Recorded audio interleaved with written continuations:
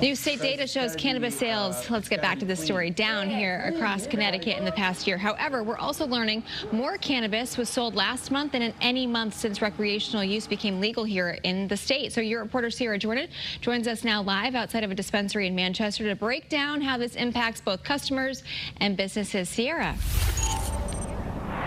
Good morning, Caitlin. For years, retailers have said some customers have gone out of state to Massachusetts for cheaper options, and that's because the cannabis here in Connecticut comes with a high price tag, and a lot of that comes down to taxes. And the number of sales at dispensaries in your town can impact how much money goes back into your community.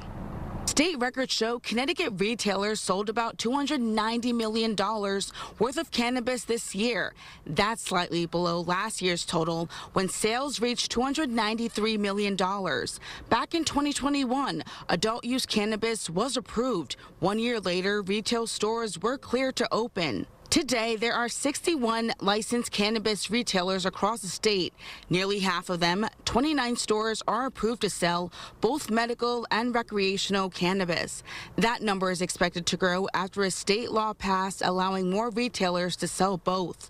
Customers also pay 3 separate taxes at checkout. The state standard 6.35% sales tax, an additional 3% local tax, plus a THC-based tax that can add another 10 to 15% to the final price. Those tax dollars go toward the state's general fund, social equity, and innovation programs.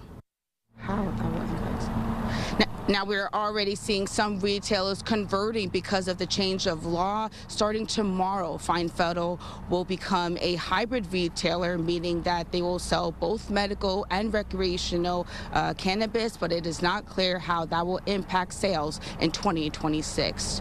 Your reporter live in Manchester, Sierra Jordan, Channel 3 Eyewitness News. Back to you, Caitlin.